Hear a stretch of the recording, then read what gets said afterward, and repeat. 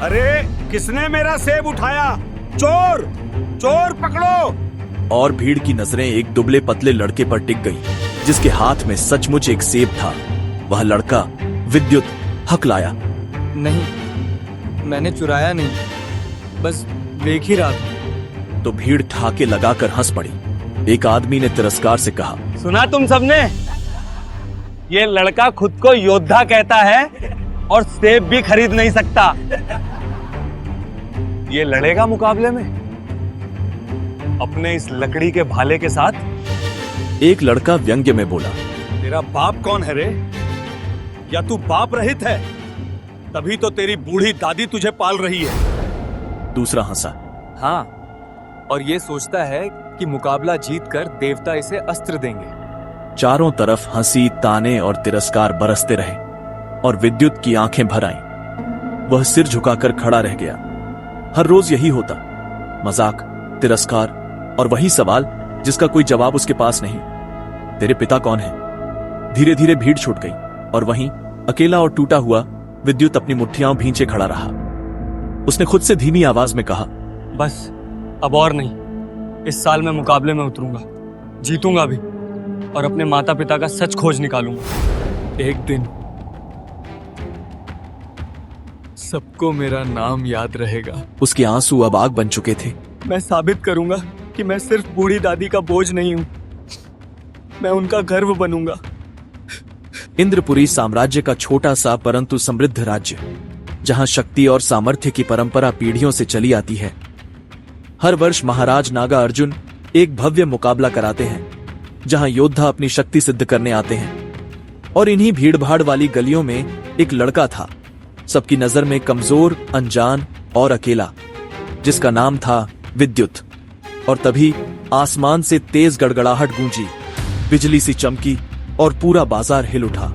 विद्युत का मुंह खुला रह गया, उसके होंठ कांपे और वह पूरे बाजार में चिल्लाया, वो देखो, सूरज नीचे गिर रहा है।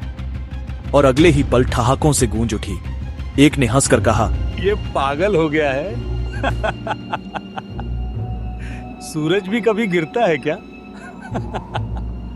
दूसरे ने तंज कसा, अरे कोई इसे पागल खाने भेज दो। कभी सूरज, कभी देवता, कुछ भी बकता रहता है। दुकानदार छिड़का, सुबह सुबह अपशकुन मत कर बालक, जा यहां से, वरना और काम खराब करेगा। लोग हंसते रहे। किसी ने ऊपर देखने की जहमत भी न की। उसी पल सचमुच आकाश से एक अग्निपिंड और निकट आ रहा था। उसकी तपिश दूर से महसूस होने लगी। कपड़े झुलसने लगे, मिट्टी से धुआं उठने लगा। पर भीड़ अब भी अंधी थी। विद्युत दांत भींचकर फुसफुसाया, मूर्ख हैं सब, पर मुझे फर्क नहीं पड़ता। अगर मैंने अभी कुछ नहीं किया तो ये सब मर जाएंगे। उसकी नजर सीधे साम्राज्य की उस मीनार पर गई, जहां खतरे का संकेत जलाकर योद्धाओं को बुलाया जाता था। और वह दौड़ पड़ा। विद्युत मीनार तक पहुंचा। यही वह अग्निकुंड था जो पूरे साम्राज्य को चेताता था। पर राह में सख्त निगरानी वाले सैनिक खड़े थे। एक ने चिल्लाकर रोका, ए, बालक, रुक जा, वहां जाने की मनाही है। विद्युत ठिठक गया। उसने सोचा, अगर मैंने कहा कि आग का गोला गिर रहा है, ये भी मेरा मजाक उड़ाएंगे, जैसे बाजार में किया था। उसने झोले से लाल पाउडर निकाला और हवा में उछाल दिया। अचानक धुआं फैल गया। लोग खांसने लगे। भीड़ घबराई। अरे ये क्या हो गया? धुआं, धुआं! और सैनिक उधर भागे। अफरा तफरी का फायदा उठाकर विद्युत बिल्ली सी फुर्ती से मीनार पर चढ़ गया। विद्युत की सांसें तेज थीं, दिल धड़क रहा था, कदम कांप रहे थे, पर आंखों में सिर्फ एक लक्ष्य था, चेतावनी की मशाल। तभी एक सैनिक ने देख लिया और गर्जा, रुक जा बालक, नीचे उतर, वरना दंड मिलेगा। लोहे से लैस योद्धा उसके पीछे दौड़ा और आगे था 14 साल का दुबला पतला बालक। पर विद्युत मशाल तक पहुंच गया। उसने हाथ बढ़ाया, अग्नि जलाई और भव्य अग्निकुंड प्रज्वलित हो उठा। उसी क्षण पूरा साम्राज्य कांप गया। चारों दिशाओं में चेतावनी की ज्वालाएं एक एक कर जल उठी। भीड़ स्तब्ध, सैनिक हैरान और आकाश में नीली आभा के साथ अवतरित हुए रक्षक ऋतिक वेदा। नीली आभा समूचे आसमान में फैल गई। रक्षक ऋतिक वेदा के चारों ओर शक्ति ऐसे उमड़ी जैसे कोई नीला महासागर उठ खड़ा हो। भीड़ दंग रह गई। किसी ने फुसफुसाकर कहा, वो देखो, राजघराने के रक्षक महान वेदा। पर तभी गिरता हुआ अग्निपिंड थमा और लपटों के बीच से एक घायल वृद्ध योद्धा प्रकट हुए। सिल्वर थामा। उनका शरीर झुलसा था, पर आंखों में अब भी आग थी। वेदा ने गंभीरता से पूछा, तुम फिर से मुसीबत में हो थामा? वेदा की झुंझलाहट छिपी न थी, पर जवाब आने से पहले ही हवा बदल गई। पंखों की सरसराहट गूंजी। एक चमकदार रोशनी फटी और उसके भीतर से उतरी दुदुसी। वह सुंदर थी, पर उतनी ही खतरनाक। छोटे लाल काले वस्त्र, गोरे देह की चमक, आंखों में भरी आग। भीड़ की सांसें अटक गईं। लोग फुसफुसाए, कौन है ये? कितनी मोहक, पर इसकी शक्ति, इसकी आभा साधारण नहीं। दुदुसी ने वेदा पर व्यंग्य साधा। 2 पुरुष और एक बूढ़ा, क्या तुम मिलकर एक लड़की से भिड़ोगे? मुझे वो अग्नि शक्ति ग्रंथ सौंप दो, वरना तुम्हारे राज्य में कोई आंखें खोलकर जी नहीं पाएगा। उसके 8 चक्र जाग उठे। ऊर्जा इतनी तीव्र थी कि लोगों की आंखें जलने लगी और सबने मजबूर होकर आंखें बंद कर ली। पर एक जोड़ी आंखें खुली रहीं, विद्युत की। न जाने कैसे वह दुदुसी की शक्ति सह पा रहा था। थामा ने गरज कर कहा, ये ग्रंथ मेरी जीवन पूंजी है। इसे मैं अपने वारिस को दूंगा, तुम्हें नहीं। अगर मेरी शक्ति पर सील न होती तो मैं तेरी जुबान खींच लेता।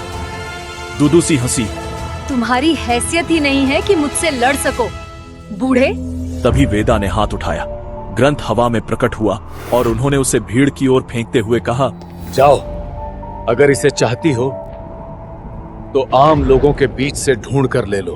दुदुसी गुस्से में कांपी और उसी क्षण थमा ने अग्निधनुष बनाकर उसकी ओर ताना। वेदा का शरीर रूपांतरित हो गया।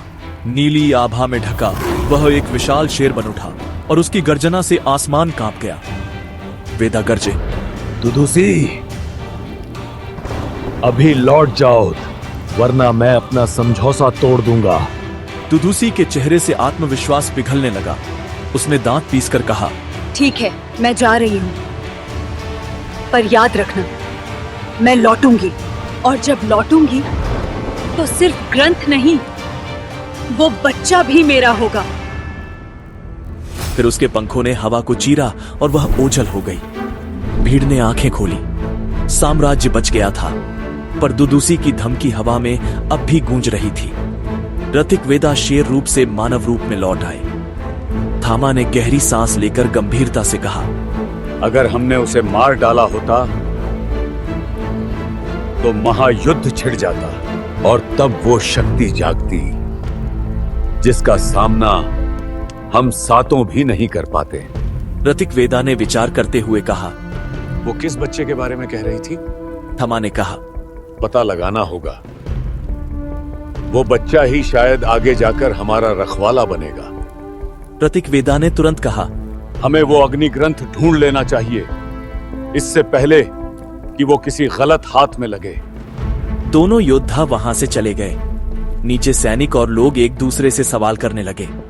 किसी ने पूछा, ये चेतावनी की मशाल आखिर किसने जलाई थी? और दूसरे सैनिक ने हंसकर कहा, किसी पागल बालक ने। कोई बच्चा क्या साम्राज्य बचाएगा? भीड़ फिर हंसी। पर सच यह था कि एक बालक ने ही मशाल जलाई थी। भीड़ के बीच से धीरे धीरे हटते हुए 14 साल का विद्युत झुककर मिट्टी से कुछ उठाता है। अग्निशक्ति ग्रंथ। उसकी सांस थम जाती है। वह कांपते हाथों से ग्रंथ उठाकर झोले में छुपाता है और भाग जाता है। किसी ने उसे देखा भी नहीं। रात का समय अपनी छोटी झोपड़ी में लौटकर विद्युत ग्रंथ को सामने रखता है और सोचता है, क्या यही वो ग्रंथ है जिसके लिए इतने शक्तिशाली योद्धा लड़े? वह झिझकते हुए पहला पन्ना खोलता है। शायद यही बताएगा कि मैं कौन हूं।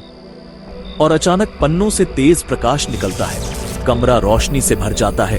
उसकी आंखें चौंधियां जाती हैं, उसका शरीर हवा में उठता है, उसकी गर्दन का लॉकेट चमकने लगता है, उसके शरीर पर उकेरे रहस्यमय चिन्ह जगमगाने लगते हैं। विद्युत हवा में तैरता है, मानो कोई अदृश्य शक्ति उसके भीतर प्रविष्ट हो रही हो। आगे की कहानी जानने के लिए देखें अगला एपिसोड सिर्फ पॉकेट एफएम के यूट्यूब चैनल पर, और ब्रह्म योद्धा द डिस्ट्रॉयर के सारे एपिसोड्स को सुनने के लिए डिस्क्रिप्शन में दी लिंक से डाउनलोड करें पॉकेट एफएम ऐप।